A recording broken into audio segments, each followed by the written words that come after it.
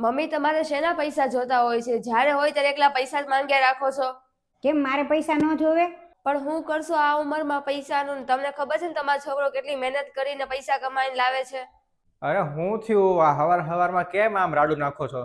એ તમારા મમ્મીને જ પૂછો ને કે કઈ વાતના પૈસા એને જોવે છે. જ્યારે હોય ત્યારે એકલા પૈસા જ માંગે છે. મમ્મી આ તમે શું કરો છો? છેલ્લા 1 મહિનાથી મને ખબર છે કે આ તમે બદલાઈ ગયા છો. એમ આખો દિવસ કાંઈક નું કાંઈક કર્યા કરો છો. આને કાંઈક કહો છો, મને કાંઈક કહો છો. ખબર નહીં શું થઈ ગયું છે તમને. તમારે હેના પૈસા જોવે છે એ નથી ખબર પડતી. ઘડીક કે આ વસ્તુ લેવા હાટુ પૈસા જોવે, ઘડીક કે ઓલી વસ્તુ લેવા હાટુ પૈસા જોવે. ખોટું અમારું મગજ ખરાબ કર્યા કરે છે. કેમ મારે પૈસા ન જોવે? હવે એક કામ કરો તમે છે ને આજે પૂરેપૂરો હિસાબ આપી દો. તમારે હેના પૈસા જોવે છે ને એટલે આજ તમારો હિસાબ પૂરો કરી દઉં. તું મારો હિસાબ પૂરો કરી દઈશ? હા હું જ તમારો હિસાબ પૂરો કરી દઉં. તમે કર્યું છે હું અમારી હાટુ ઈ જ નથી ખબર પડતી. તું શું હિસાબ કરવાનો મારો?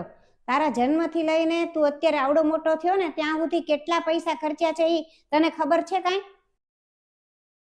તારી સ્કૂલની ફી, તારી કોલેજની ફી, એ પછી તે કેટલાય જુદા જુદા કોર્સ કર્યા એની ફી, પછી આજે છોકરી તારી પસંદની છે એની હારે તે લગ્ન કર્યા તો એ લગ્નનો ખર્ચો આટલો મોટો થયો ત્યાં સુધીમાં કોઈ દી હાજો માંદો નહીં થયો હોય? જેટલી વાર માંદો થયો એટલી વાર હોસ્પિટલ લઈ ગયા છીએ તને.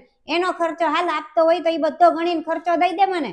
અરે મમ્મી આ તમે કેવી રીતના વાતો કરો છો? આવી રીતના તો કોણ મા બાપ એના છોકરા પાસે હિસાબ માંગે? આ બધું તો બધાના મા બાપ કરતા તો એના છોકરા માટે તો કઈ હિસાબ ન માંગવાનો હોય. અને મારા મમ્મી પપ્પાએ તે મારા ઉપર ઘણું બધું કર્યું છે તો હું કઈ હિસાબ માંગે છે મારી પાસેથી?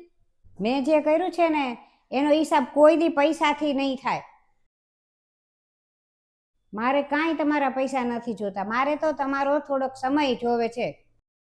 અને પૈસા તો એટલે જોતા હતા કે આ તમારો થોડાક દિવસ પછી એનિવર્સરી આવે છે ને તે એટલા માટે મારે ગિફ્ટ લેવા જાવું હતું એટલે હું પૈસા માંગતી હતી. મારે શું કરવા છે પૈસાને? આમાં મારે કોઈ મારો સ્વાર્થ નહોતો. આ તો તમારી માટે જ મારે ગિફ્ટ લેવી હતી એટલે પૈસા જોતા હતા. અને મને એમ થયું કે હું સરપ્રાઈઝ આપું એટલે મેં કીધું નહીં કારણ ખાલી પૈસા માંગ્યા. મમ્મી મને માફ કરી દો. મારાથી ભૂલ થઈ ગઈ કે મેં તમને પૈસા માટે આટલું બધું સંભળાવ્યું.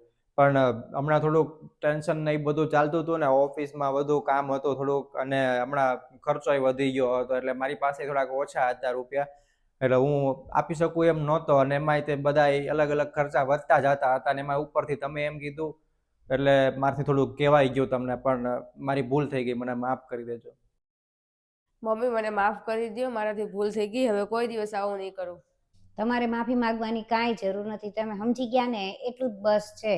અને પરિવાર માટે હંમેશા થોડોક સમય કઢાય. બધાએ એક હારે બેહીને જમીએ, એક હારે બેહીને વાતું કરીએ તો બધાને દુઃખય હળવું થાય. એટલે આગળ પછી હવે ધ્યાન રાખજો, આવું કોઈ દિવસ નહીં કરવાનું.